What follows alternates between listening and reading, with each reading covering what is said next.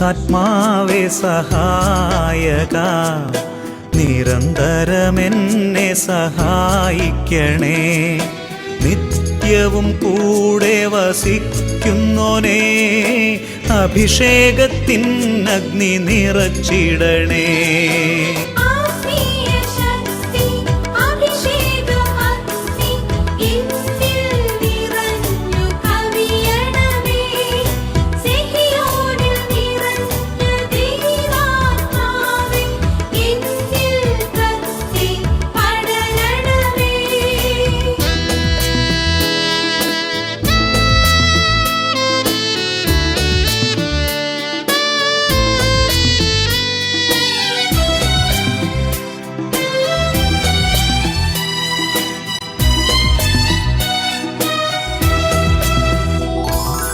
എന്നുള്ളിൽ നിറയുന്ന ദൈവിക ശക്തി ലൗകിക ശക്തിയെ തകർത്തിടുന്നു. എന്നുള്ളിൽ നിറയുന്ന ദൈവിക ശക്തി ലൗകിക ശക്തിയെ തകർത്തിടുന്നു. പാപനീതി ന്യായ ബോധ്യങ്ങൾ ഹൃത്തിൽ നിറച്ചെന്നെ അഭിഷേചിക്കൂ. പരിശുദ്ധാത്മാവേ സഹായക, നിരന്തരമെന്നെ സഹായിക്കണേ.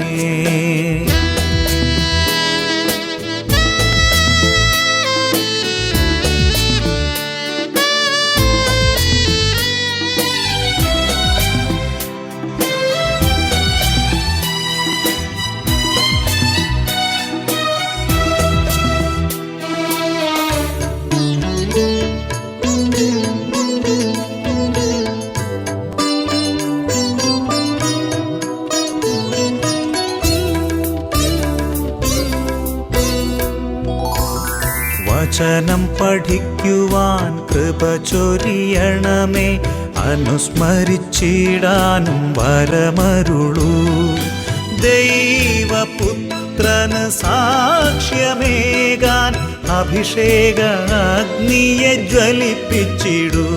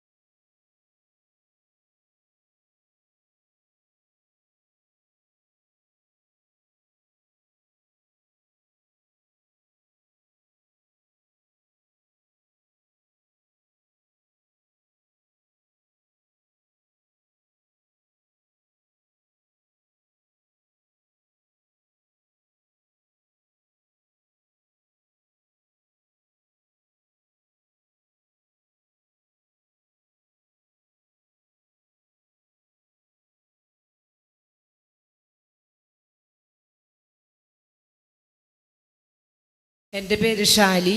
ഞാൻ ചാലക്കുടിയിലെ ചൗക്ക് ഇടവകയിൽ നിന്നും വരുന്നു.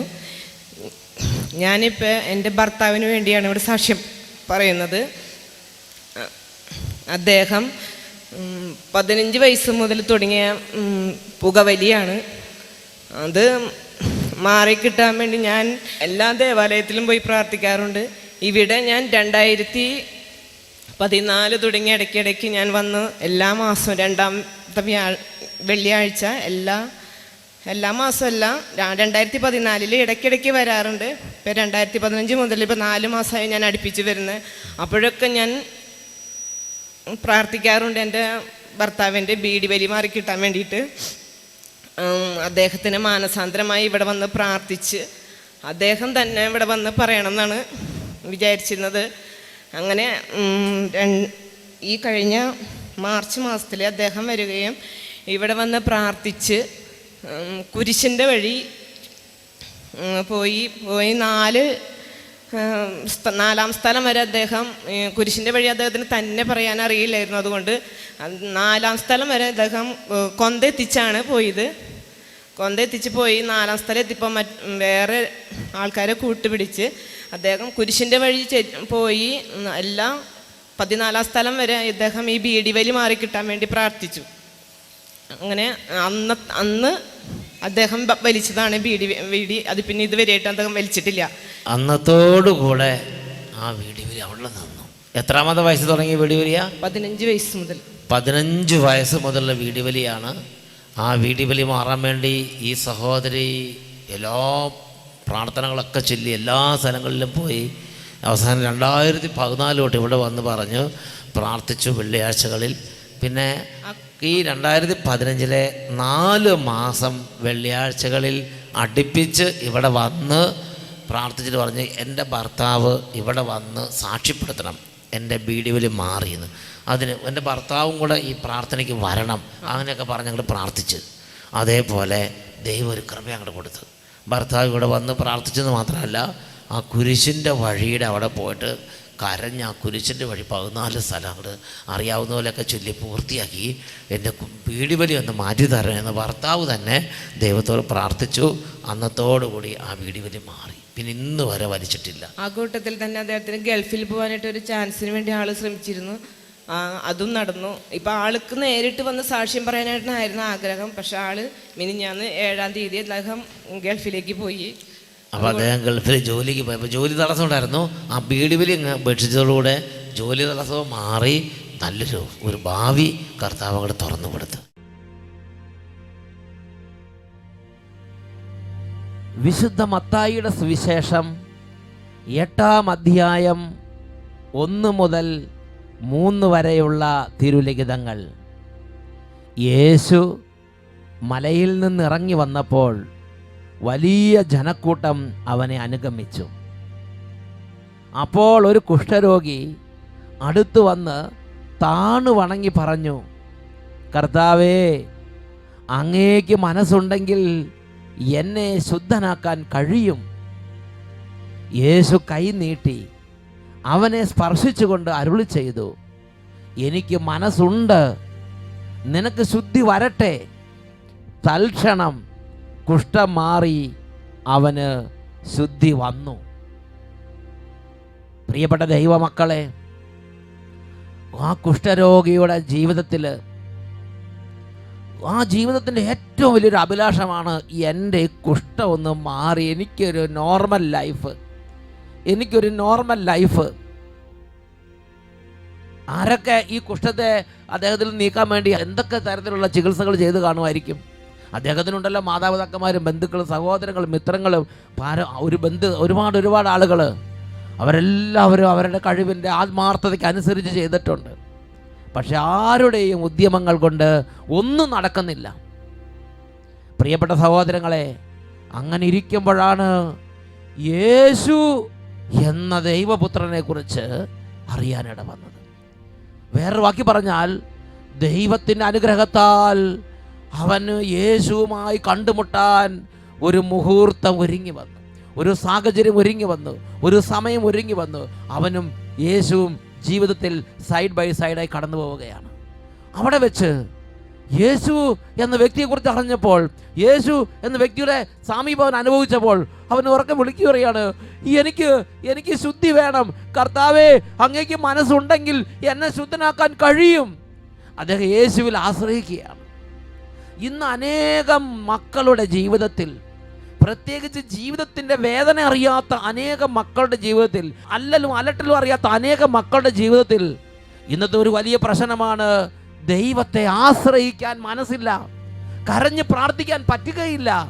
അവരുടെ ഹൃദയം നുറുങ്ങി പ്രാർത്ഥിക്കാനോ അവരുടെ ദൈവത്തെ വിളിക്കാനോ ദൈവത്തിൻ്റെ അനുഭവത്തിലേക്ക് കയറാനോ അനുഭവിക്കാനോ വളരാനോ പറ്റാത്ത വിധം ഇതാ മനസ്സിൽ മരവിപ്പ്, മന്ദത, ഒരു പ്രത്യേക തരത്തിലുള്ള ദുർമേധസ് വന്ന് മുറ്റി നിൽക്കുന്നത് പോലെ ജീവിതത്തിൽ ആത്മീയ മന്ദതയിൽ കടക്കുകയാണ്. എന്നാൽ ജീവിതത്തിൻ്റെ കഷ്ടതയും ജീവിതത്തിൻ്റെ പച്ചയായ യാഥാർത്ഥ്യങ്ങളും ജീവിതത്തിൻ്റെ പരിവർത്ത അനുഭവങ്ങളിലൂടെ കടന്നുപോയ ഈ മനുഷ്യൻ യേശുവിനെ കുറിച്ച് അവൻ കാറ്റഗിസം പഠിച്ചിട്ടില്ല.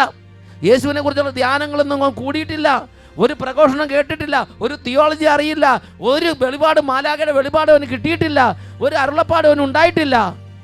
ജീവിതത്തിൻ്റെ പരിവരുത്ത വേദനയുടെ നടുവിൽ നിന്ന മനുഷ്യന് യേശു കടന്നുപോയപ്പോൾ ഇവൻ എന്നെ രക്ഷിക്കും എന്നുള്ളിൻ്റെ ഉള്ളിൽ പരിശുദ്ധാത്മാവ്, ദൈവത്തിൻ്റെ ആത്മാവ് അവന് തോന്നിപ്പ് നൽകി. അവൻ ആ തോന്നിപ്പിനെ സൈക്കോളജിയായിട്ട് ചിന്തിച്ചില്ല, അവൻ ആ തോന്നിപ്പിനെ മറ്റേതെങ്കിലും തരത്തിലുള്ള പേഴ്സണാലിറ്റി പ്രോബ്ലമായിട്ട് അവൻ ചിന്തിച്ചില്ല. അവൻ്റെ ദൈവത്തിൻ്റെ പ്രേരണ, അവൻ്റെ രക്ഷയുടെ സമയത്തെക്കുറിച്ചുള്ള അവൻ്റെ ഉള്ളിലുള്ള ആത്മാവിൻ്റെ പ്രേരണ അവൻ തിരിച്ചറിഞ്ഞു. അവൻ നിലവിളിച്ചു, യേശുവേ, അങ്ങേക്ക് മനസ്സുണ്ടെങ്കിൽ എന്നെ ശുദ്ധനാക്കാൻ കഴിയും. ഉടനെ യേശു നിന്നു. യേശു പറഞ്ഞു, എനിക്ക് മനസ്സുണ്ട്, നിനക്ക് ശുദ്ധി വരട്ടെ. അതാണ് വിശുദ്ധ മത്തായിയുടെ സുവിശേഷം 8-ാം അധ്യായം 1 മുതൽ 3 വരെ. Mathew chapter 8 verses 1 to 3. When he came down from the mountain, great crowds followed him. And behold, a leper came to him and knelt before him, saying, Lord, Lord, if you will, you can make me clean. And he stretched out his hand and touched him, saying, I will be clean.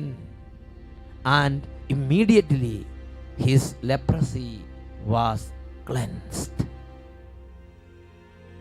പ്രിയപ്പെട്ട സഹോദരങ്ങളെ, തൽക്ഷണം ആ മനുഷ്യൻ്റെ ഒരു ആയുസ് മുഴുവൻ ചുമന്ന ഭാരം കർത്താവ് അങ്ങോട്ട് നീക്കി, ആ കഴുത്തിലെ നുകം അങ്ങോട്ട് ഒടിച്ച് ആ മനുഷ്യനൊരു ജീവിതം അങ്ങോട്ട് നൽകുകയാണ്. Praise the Lord, hallelujah. ആ മനുഷ്യന് വേറെ ആരും പഠിപ്പിക്കാതെ, ഒരു തിയോളജിക്കൽ ക്ലാസ്സിലും പോയി പങ്കെടുക്കാതെ, ആ മനുഷ്യന് ദൈവത്തിൻ്റെ മനസ്സ് അറിയാൻ പറ്റി. അങ്ങേക്ക് മനസ്സുണ്ടെങ്കിൽ ഇപ്പൊ എനിക്കൊരു ജീവിതം കിട്ടും, അങ്ങ് മനസ്സ് വെച്ചാൽ ഞാൻ രക്ഷപ്പെടും എന്ന് കർത്താവിന് മുമ്പിൽ കരയാനൊരു കൃപ ആ മനുഷ്യന്റെ മേൽ വ്യാപരിച്ചു. പ്രിയപ്പെട്ട സഹോദരങ്ങളെ, ആ മനുഷ്യനെ സറണ്ടർ ചെയ്തു, ആ മനുഷ്യൻ ദൈവത്തെ വിളിച്ചു. അവന്റെ ജീവിതത്തിൽ ദൈവം ഇടപെട്ട ഒരു അനുഭവം, ദൈവം അവനെ സഹായിച്ച ഒരു അനുഭവം ആ മനുഷ്യൻ സ്വന്തമാക്കുകയാണ്. അവന് ആരോട് കംപ്ലൈന്റ് ഇല്ല. ഞാൻ ഇന്ന് വരെ പ്രാർത്ഥിച്ചതാ, എനിക്കൊന്നും കിട്ടിയിട്ടില്ല, ദൈവം എവിടെയാ, ദൈവം എന്തെന്റെ പ്രാർത്ഥന കേൾക്കാത്തത്, ഇങ്ങനൊരു കംപ്ലൈന്റും ഒരാളോട് അവൻ പറയണില്ല. അവനൊരു കാര്യമുള്ളൂ, അങ്ങ് മനസ്സ് വെച്ചാൽ എൻ്റെ ഈ കുഷ്ഠം മാറി ഞാൻ ശുദ്ധനാകും കർത്താവേ. ഒരു നിലവിളിയാണ്, ഒരു നിലവിളിയാണ്. നമ്മൾ കർത്താവിനെ ഭരിക്കാൻ പോകരുത്, നാം കർത്താവിന് മുമ്പിൽ നിലവിളിക്കുകയാണ് ചെയ്യേണ്ടത്. പ്രിയപ്പെട്ട സഹോദരങ്ങളെ, കർത്താവ് തൽക്ഷണം തന്നെ മറുപടി കൊടുത്തു. ഐ വിൽ, എനിക്ക് മനസ്സുണ്ട്, ബി ക്ലീൻ, നിനക്ക് ശുദ്ധി ഉണ്ടാകട്ടെ. ആ ജീവിതത്തെ മുഴുവൻ മാറ്റിമറിച്ച ഒരു വാക്യം, ഒരു വചനം. ഉറക്കെ പറയാ, hallelujah, praise the Lord, praise the Lord. ഞാൻ ഓർക്കുന്നുണ്ട്, കല്യാണം നടക്കാത്ത ഒരു കുടുംബം, ആ അമ്മച്ചി ആ മകന്റെ കല്യാണത്തെ ഓർത്ത് വിഷമിച്ച് പ്രാർത്ഥിക്കുകയാണ്. അട്ടപ്പാടിയിൽ വന്നൊരു നാൾ അദ്ദേഹം സാക്ഷ്യം പറഞ്ഞത് ഇങ്ങനെയാണ്. എൻ്റെ പേര് സാറാമ്മ, ഞാൻ വെണ്ണിക്കുളത്ത് നിന്ന് വരുന്നു. എൻ്റെ മോന് വേണ്ടിയിട്ടാണ് സാക്ഷ്യം പറയാമെന്ന. മോന് വിവാഹമൊന്നും നടക്കാതെ വന്നു, ഒത്തിരി പ്രായമായി. എന്നോട് പലരും പറഞ്ഞ് സിയോൻ ധ്യാന കേന്ദ്രത്തിൽ പോയി പ്രാർത്ഥിക്കുക, അവിടെ നിന്ന് ചെന്ന് കഴിഞ്ഞാൽ വിവാഹം നടക്കുമെന്ന് പറഞ്ഞു. അപ്പോൾ ഞാനിങ്ങനെ വന്നു, ഞാൻ വന്ന് പ്രാർത്ഥിച്ച് കഴിഞ്ഞ് മോനെ വിട്ടു. പിന്നെ ഞാനും ഭർത്താവും കൂടെ വന്നു. അപ്പോൾ അന്നേരം അച്ഛനിങ്ങനെ പ്രാർത്ഥിച്ച് 38 വയസ്സായി മകന് വിവാഹ തടസ്സം മാറി. അപ്പം ഞാനത് വിശ്വസിച്ച് പോയി. വീട്ടിൽ ചെന്ന് 2-3 ദിവസം കഴിഞ്ഞപ്പോൾ ഒരു കല്യാണാലോചന വന്നു. 38ാമത്തെ വയസ്സിൽ മോൻ്റെ കല്യാണം നടന്നു, മെയ് 4-ാം തീയതി. മകന് 38 വയസ്സായിട്ട് കല്യാണം നടക്കാതിരിക്കുക. ഓ പിതാവേ, പരിശുദ്ധാത്മാവേ, യേശുവേ, 38 വയസ്സായി. ചിന്തിച്ചു നോക്കി, അത് മാതാപിതാക്കന്മാരുടെ വേദന ചിന്തിച്ചു നോക്ക്. മകന് എൻ്റെ ഒരു മനസ്സിൻ്റെ ഒരു വിഷമമുണ്ട്, പേരൻസിൻ്റെ ദുഃഖം ചിന്തിച്ചു നോക്കി. 38 വയസ്സായി. അപ്പോൾ ഇത് ചെയ്തു, ഇവിടെ വന്നങ്ങോട്ട് പ്രാർത്ഥിച്ചു. അപ്പോൾ ഒരു വെളിപ്പെടുത്തൽ കർത്താവ് തന്നു. 38 വയസ്സായ ഒരു മകൻ്റെ വിവാഹ തടസ്സം എടുത്തു മാറ്റുന്നു എന്ന് ഒരു വെളിപ്പെടുത്തൽ കർത്താവ് തന്നു. നല്ല ദൈവവിശ്വാസമുള്ള നല്ല യേശുവിനെ രുചിച്ചറിഞ്ഞ ഒരു പെൺകുട്ടീനെയാണ് കിട്ടിയത്. അതായത് നേരത്തെ എങ്ങാനും കല്യാണം കഴിക്കുകയാണെങ്കിൽ വല്ല പരിഷ്കാരി ഏതെങ്കിലും സ്ഥലത്ത് കയറി വന്ന് കുടുംബം നശിപ്പിച്ചേനെ. Praise the Lord. എന്നാൽ 38 വയസ്സൊക്കെ ആയി കഴിഞ്ഞപ്പോൾ കർത്താവിനോട് പ്രാർത്ഥിച്ച്, കർത്താവേ എന്നൊക്കെ പറഞ്ഞ് പ്രാർത്ഥിച്ചപ്പോൾ എന്തായി? കർത്താവ് നല്ല കൃപയും ദൈവസ്നേഹവും ദൈവത്തെ അറിഞ്ഞ ഒരു കുട്ടിയെ ജീവിതം പങ്കാളി കൊടുത്തു. കുടുംബത്തിൽ പേരൻസിന് വലിയ സന്തോഷം, എല്ലാവർക്കും സന്തോഷമായി. വിശുദ്ധ മത്തായിയുടെ സുവിശേഷം 20-ാം അധ്യായം 29 മുതൽ 34 വരെ തിരുലിഖിതങ്ങൾ. അവൻ ജെറീക്കോയിൽ നിന്ന് യാത്ര പുറപ്പെട്ടപ്പോൾ ഒരു വലിയ ജനക്കൂട്ടം അവനെ അനുഗമിച്ചു. യേശു ആ വഴി കടന്നു പോകുന്നെന്ന് കേട്ടപ്പോൾ വഴിയരികിലിരുന്ന 2 അന്ധന്മാർ ഉച്ചത്തിൽ നിലവിളിച്ചു, കർത്താവേ, ദാവീദിന്റെ പുത്ര, ഞങ്ങളിൽ കനിയണമേ. മിണ്ടാതിരിക്കാൻ പറഞ്ഞുകൊണ്ട് ജനക്കൂട്ടം അവരെ ശാസിച്ചു. അവരാകട്ടെ, കർത്താവേ, ദാവീദിന്റെ പുത്ര, ഞങ്ങളിൽ കനിയണമേ എന്ന് കൂടുതൽ ഉച്ചത്തിൽ നിലവിളിച്ചു. യേശു അവിടെ നിന്ന് അവരെ വിളിച്ച് ചോദിച്ചു, ഞാൻ നിങ്ങൾക്ക് എന്ത് ചെയ്യണമെന്നാണ് നിങ്ങൾ ആഗ്രഹിക്കുന്നത്? അവർ പറഞ്ഞു, കർത്താവേ, ഞങ്ങൾക്ക് കണ്ണുകൾ തുറന്നു കിട്ടണം. യേശു ഉള്ളലിഞ്ഞ് അവരുടെ കണ്ണുകളിൽ സ്പർശിച്ചു. തൽക്ഷണം അവർക്ക് കാഴ്ച കിട്ടി. Hallelujah, hallelujah. പ്രിയപ്പെട്ട മക്കളെ, 2 കുരുടന്മാർ, 2 അന്ധന്മാർ ഇവരുടെ ആയുസ്സിൽ ഒരാൾക്ക് ഇവരെ സഹായിക്കാൻ പറ്റാതെ നിസ്സഹായ അവസ്ഥയിലിരിക്കുകയാണ്. ഭിക്ഷയാചിച്ചും അലഞ്ഞു തിരിഞ്ഞും അരക്ഷിതാവസ്ഥ അനുഭവിച്ചും തകർച്ചകൾ നേരിട്ടും ദുഃഖം പങ്കുവെക്കാൻ ആരുമില്ലാതെ, കുടുംബമില്ലാതെയും കുടുംബജീവിതം ഇല്ലാതെ, അങ്ങനെ ഈ 2 അന്ധന്മാർ ജീവിതത്തിൽ അലഞ്ഞു തിരിയുകയാണ്. അങ്ങനെ നട്ടം തിരിഞ്ഞിരിക്കുന്ന ഈ 2 അന്ധന്മാരുടെ ജീവിതത്തിലൂടെ യേശു കടന്നു പോകുന്നൊരു സമയമുണ്ടായി. ആ യേശുവിൻ്റെ കടന്നുപോകൽ, ആ യേശുവിൻ്റെ സാമീപ്യം, ഇവരുടെ ജീവിതവും യേശുവിൻ്റെ ജീവിതവും തമ്മിൽ അടുത്ത് വന്ന സമയത്ത് അവർ സമയത്തിൻ്റെ പ്രത്യേകത തിരിച്ചറിഞ്ഞു. അവർ മണിക്കൂറുകളുടെ, സമയത്തിൻ്റെ, മിനിറ്റുകളുടെ, സെക്കൻഡുകളുടെ പ്രത്യേകത തിരിച്ചറിഞ്ഞു. അവർ വിളിച്ചു പറഞ്ഞു, കർത്താവേ, ദാവീദിന്റെ പുത്ര, ഞങ്ങളിൽ കനിയണമേ. നിലവിളിക്കാനുള്ളൊരു കൃപയാണത്, വിളിച്ചപേക്ഷയ്ക്കുള്ളൊരു കൃപയാണത്. ഇവരെ ആരും ട്രെയിനിങ് കൊടുത്തതോ പഠിപ്പിച്ചതൊന്നും അല്ല. ഒരാൾ ഇവരെ ഒരു പ്രാർത്ഥനയും പഠിപ്പിച്ചിട്ടില്ല. ജീവിതത്തിൽ ഒരിക്കൽ പോലും ഇവർ യേശുവിനെ കുറിച്ച് ഏതെങ്കിലും പുസ്തകങ്ങൾ വായിക്കുകയോ പ്രഭാഷണം കേൾക്കുകയോ ചെയ്തിട്ടില്ല. എങ്കിലും യേശുവിൻ്റെ സാന്നിധ്യം കടന്നുപോയപ്പോൾ യേശുവിനെ അവർ തിരിച്ചറിഞ്ഞു.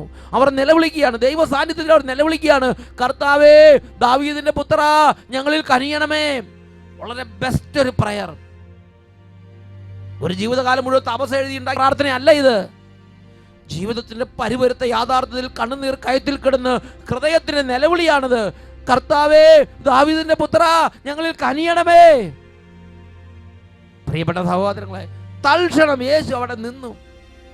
യേശു അവരോട് ചോദിക്കുകയാണ്, ഞാൻ നിങ്ങൾക്ക് എന്ത് ചെയ്തു തരണമെന്നാണ് നിങ്ങൾ ആഗ്രഹിക്കുന്നത്?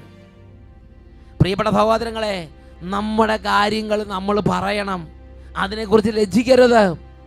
നമ്മുടെ ദൈവത്തിന് അരികിലേക്ക് പോകുന്നതും നമ്മുടെ കർത്താവിന് മുമ്പിൽ നമ്മുടെ കാര്യങ്ങളോ, നമ്മുടെ ദുഃഖങ്ങളോ, നമ്മുടെ മനപ്രയാസങ്ങളോ, മനോവിഷമങ്ങളോ, സങ്കടങ്ങളോ, നമ്മുടെ കുടുംബത്തെക്കുറിച്ചുള്ള ഭാരങ്ങളോ, പ്രയാസങ്ങളോ, ജീവിതത്തെക്കുറിച്ചുള്ള അലട്ടലുകളൊക്കെ പറയണത് ഒരു ചെറിയ കാര്യമാണ്, ഒരു ചീപ്പായുള്ള ഏർപ്പാടാണ് എന്ന് മക്കളെ ചിന്തിക്കരുത്. യേശു അവരോട് അവരെ കൊണ്ട് പറയിപ്പിക്കുകയാണ്, ഞാൻ എന്ത് ചെയ്തു തരണമെന്നാണ് നിങ്ങൾ ആഗ്രഹിക്കുന്നത്? അനേകം കുടുംബങ്ങൾ എനിക്കറിയാം, അവര് യേശുവിനോട് പറയുക മാത്രമല്ല, ഒരു പേപ്പർ എടുത്ത് കൃത്യമായി അവർ എഴുതും. എനിക്ക് ഇന്ന കാര്യങ്ങളുണ്ട് കർത്താവ്, എന്നെ വലിയ ബുദ്ധിമുട്ടാണ്, ഇന്ന വിഷയങ്ങൾ എനിക്ക് വലിയ ബുദ്ധിമുട്ടാണ്. കുട്ടികൾ അത് എഴുതും, പേരൻസ് അത് എഴുതും, എന്നിട്ട് ദൈവത്തിൻ്റെ സന്നിധിയിൽ വെച്ച് പ്രാർത്ഥിക്കുന്ന കുടുംബങ്ങളെക്കുറിച്ച് ഞാൻ കേട്ടിട്ടുണ്ട്. യേശുവിന് മുന്നിൽ പറയണം, ഞാൻ എന്ത് ചെയ്തു തരണമെന്നാണ് നിങ്ങൾ ആഗ്രഹിക്കുന്നത്? അവർ പറഞ്ഞു, കർത്താവേ, ഞങ്ങൾക്ക് കണ്ണുകൾ തുറന്നു കിട്ടണം. അവരുടെ ദുഃഖം അവർ പറഞ്ഞു. യേശു ഉടനെ അരുളി ചെയ്തു, ഉള്ളലിഞ്ഞ് കണ്ണുകളിൽ സ്പർശിച്ച് തൽക്ഷണം അവർക്ക് കാഴ്ചയുണ്ടായി. Matthew chapter 20 verses 29 to 34. And as they went out of Jericho, a great crowd followed him. And behold, 2 blind men sitting by the roadside, when they heard that Jesus was passing by, cried out, "Have mercy on us, Son of David! Have mercy on us, Son of David!" The crowd rebuked them, telling them to be silent. But they cried out the more, "Lord, have mercy on us, Son of David!" And Jesus stopped and called them, saying, "What do you want me to do for you? What do you want me to do for you?" They said, "Lord, let our eyes be opened." Jesus in pity touched their eyes, and immediately they received their sight and followed him. പ്രിയപ്പെട്ട സഹോദരങ്ങളെ, നമ്മുടെ ഞെരുക്കങ്ങളിൽ നമ്മുടെ കർത്താവിൻ്റെ അരികിലേക്ക് നമ്മൾ പോകണം. നമ്മുടെ കർത്താവിൻ്റെ അരികിലേക്ക് ചെല്ലണം. കർത്താവേ, എനിക്കിന്ന ദുഃഖമുണ്ട്, എനിക്കിന്ന പ്രയാസമുണ്ട് എന്ന് പറഞ്ഞ് പ്രാർത്ഥിക്കണം. കർത്താവിൻ്റെ ശുശ്രൂഷകൾ സ്വീകരിക്കണം. ചിലപ്പോൾ കർത്താവ് വചനത്തിലൂടെ സൗഖ്യം നൽകും. ചിലപ്പോൾ കർത്താവ് നേരിട്ട് കൈകൾ കൊണ്ട് തൊട്ട് സൗഖ്യം നൽകും. ആ കുഷ്ഠരോഗി നിലവിളിച്ചപ്പോൾ കർത്താവ് പറഞ്ഞു, "ഐ വിൽ ബി ക്ലീൻ." എനിക്ക് മനസ്സുണ്ട്, നിനക്ക് ശുദ്ധി ഉണ്ടാകട്ടെ. ഒരൊറ്റ വാക്കേ അരുളി ചെയ്തുള്ളൂ, സുഖം പ്രാപിച്ചു. ഇവിടെ 2 അന്ധന്മാർ, അവർ പറഞ്ഞു, "ഞങ്ങൾക്ക് കാഴ്ച വേണം." ഉടനെ യേശു തൊട്ടു, അവർക്ക് കാഴ്ചയുണ്ടായി. പല വിധത്തിലാണ് നമ്മുടെ കർത്താവ് ഇടപെടുന്നത്. ചിലപ്പോൾ വചനത്തിലുള്ള സൗഖ്യം, ചിലപ്പോൾ ഒരു പുരോഹിതന്റെ പ്രാർത്ഥനയിലൂടെ സൗഖ്യം, ചിലപ്പോൾ ഒരു ധ്യാനത്തിലൂടെ സൗഖ്യം, ചിലപ്പോൾ ടെലിവിഷനിൽ വചനം കേൾക്കുമ്പോൾ സൗഖ്യം. പല വിധത്തിലാണ്. ചിലപ്പോൾ വെഞ്ചരിച്ച വസ്തുക്കളിലൂടെ ആയിരിക്കും കർത്താവ് ഇടപെടുന്നത്. ഒരു കുടുംബത്തിന് അനുഭവം നമുക്ക് ശ്രദ്ധിക്കാം. എൻ്റെ പേര് ഷീന. ഞാൻ എറണാകുളം വൈപ്പിൻ നായരമ്പലത്ത് നിന്ന് വരുന്നു. എൻ്റെ വീട് കച്ചവടത്തിന് വേണ്ടിയിട്ട് ഞാൻ പ്രാർത്ഥിച്ചിരുന്നു. 2 വർഷത്തിൽ കൂടുതലായി ഇവിടെ വന്ന് 3 മാസം ധ്യാനം കൂടാമെന്ന് പ്രാർത്ഥിച്ചു. 2ാമത്തെ മാസം തന്നെ സ്ഥലം കച്ചവടമായി. ആരും വന്ന് കണ്ടിട്ട് വെറുതെ കൊടുക്കാന്ന് പറഞ്ഞിട്ട് പോലും എടുക്കാൻ സ്ഥലമായിരുന്നു. സ്ഥലം കുറച്ച് കിടപ്പുണ്ടായിരുന്നു. അത് വിൽപ്പന എന്ത് ചെയ്താൽ സ്ഥല വിൽപ്പന നടക്കണില്ല. അതായത് ശരിക്കും ഒരു വില പോലും ആരും പറയണ്ട. അതേ വില വെറുതെ കൊടുക്കാമെന്ന് പറഞ്ഞാൽ പോലും എടുക്കാൻ ആളില്ലാത്ത അതേമാതിരി ഒരു ഒരു ചവിട്ടിയ സ്ഥലമായിരുന്നത്. ഫ്രീസറോൺ ഏതെങ്കിലും ബ്രോക്കർമാർ കളിച്ചായിരിക്കും. ഹല്ലേലൂയ. പ്രിയപ്പെട്ട സഹോദരങ്ങളെ, എന്തായാലും ശരി, ഇവരെന്ത് ചെയ്തു? ഇവർ നേരെ അട്ടപ്പാടിക്ക് വന്നു. ആരൊക്കെ എതിര് നിന്നാലും ശരി, ആരൊക്കെ തടസ്സം നിന്നാലും ശരി, ദൈവം ഞങ്ങളുടെ പക്ഷത്ത് നിൽക്കുമെന്ന് പറഞ്ഞ് ഇവിടെ വന്ന് കർത്താവിനോട് പ്രാർത്ഥിച്ചു. എന്നിട്ട് എന്തുണ്ടായത്? 2ാമത്തെ മാസം അപ്പം ഞാൻ വെഞ്ചിരിച്ചതൊന്നും ഇടാനായിട്ട് എൻ്റെ കയ്യിൽ അന്നേരം ഒന്നും ഉണ്ടായില്ല. എൻ്റെ ബാഗിൽ 2 പുളുങ്കുരു കിടന്നു. ചാച്ചനോട് വെഞ്ചിരിക്കുന്ന സമയത്ത് ഞാൻ അത് കയ്യിൽ പിടിച്ചു. എൻ്റെ മോൻ്റെ അടുത്ത് കൊടുത്തു വിട്ട് അതവിടെ കൊണ്ടുപോയിട്ട് അന്ന് തന്നെ ടോക്കൺ കിട്ടി എനിക്ക് സ്ഥലം. കേട്ടില്ല ഇവിടെ ഒന്നും കേൾക്കണില്ല. അത് അച്ഛാ വെഞ്ചിരിക്കാനായിട്ട് മണ്ണൊന്നും എൻ്റെ കയ്യിലുണ്ടായിരുന്നില്ല. അപ്പം ഞാൻ പുളുങ്കുരുവാണ് കയ്യിലുണ്ടായത്. അത് അപ്പം ആകെ കയ്യിൽ എന്താ ഇപ്പം വെഞ്ചിരിക്കുന്ന സമയമല്ല. ഇപ്പം എന്താ കയ്യിലുള്ളത് നോക്കിയപ്പോൾ ഒന്നുമില്ല. ബസ്സിലിരുന്ന് കറിക്കാൻ വേണ്ടി കുറച്ച് പുളിങ്കുരു കൊണ്ടുവരുന്നു. ആ പുളിങ്കുരു എടുത്ത് എന്നാൽ പിന്നെ ഇത് വെഞ്ചിരിക്കാന്ന് പറഞ്ഞ് ആ വെഞ്ചിരിച്ച് അത് കൊണ്ടുപോയിട്ട് അന്ന് തന്നെ ടോക്കൺ കിട്ടി. ആ വെഞ്ചിരിച്ച് പുളിങ്കുരു അന്വേഷിച്ച് നടക്കരുത് കേട്ടോ. Praise the Lord. ഇവിടെ പല സാധനങ്ങളും വെഞ്ചരിച്ച് കൊടുത്തിട്ടുണ്ട്. പുളിങ്കുരു വെഞ്ചരിച്ച് ഞാൻ ആദ്യം കേൾക്കുകയാണ്. എണ്ണ, വെള്ളം, ഉപ്പ് ഇതൊക്കെ വെഞ്ചരിച്ചാൽ ഞാൻ കേട്ടിട്ടുണ്ട്. മണ്ണ് വെഞ്ചരിച്ച് കേട്ടിട്ടുണ്ട്. പുളിങ്കുരു ആദ്യമായിട്ട് വെച്ചിരിക്കുകയാണ്. ഹല്ലേലൂയ.